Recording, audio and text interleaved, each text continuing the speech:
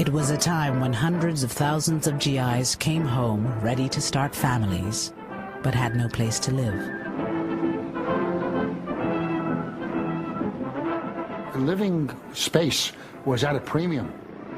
When in the Bronx, they tried building Quonset huts, and they turned to slums. All the Quonset huts had just disintegrated. There were two families sharing a hut. FHA came to the rescue by insuring long-term, low monthly payment mortgage loans. Veterans needed homes for families. They turned to a revolutionary New Deal housing program. It would racialize housing, wealth, and opportunity for decades in ways few could have imagined.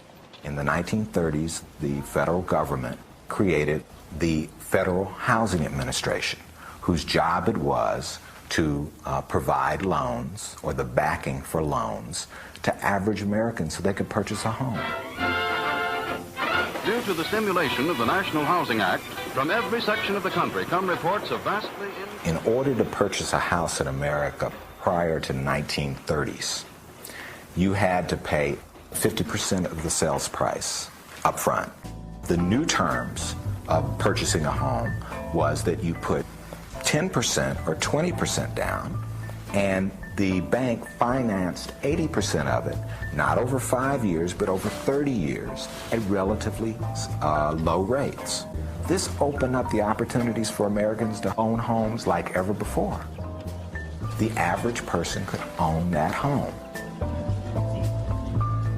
If these terms sound familiar, they should, because this is essentially the same financing scheme that allows most Americans to own their homes today. Federal programs and banks sank millions into the home construction industry. Their message to veterans: you can afford a new home. Buy a new home now. On the outskirts of Baltimore, Memphis, Chicago, Los Angeles, Denver, and other cities, brand new communities sprang up.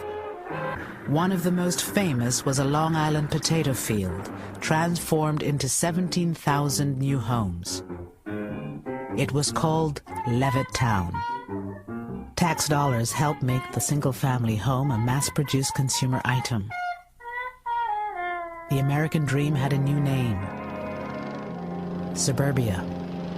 You have to remember, the people who came here in 1947, 1948 were young ex-GIs whose uppermost concern was taking advantage of the GI Bill and making things better for themselves.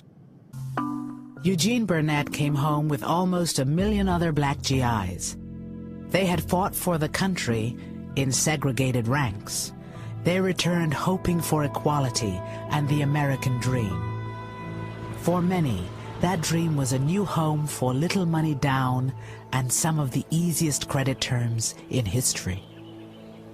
I went up to the salesman. We're interested in your home. We're interested in buying one. And what is the procedure? Is there an application to be filled out? So forth. So he looked at me,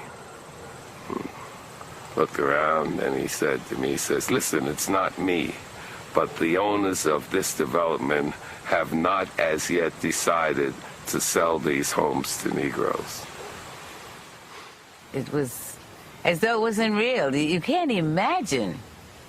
But for someone to come out and actually tell you that they can't sell to you, you know, I was really on an up. Man, look at this house. Can you imagine having this? And then for them to tell me because of the color of my skin, I can't be a part of it.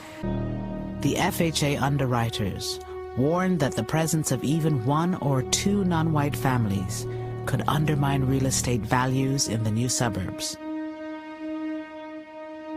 These government guidelines were widely adopted by private industry.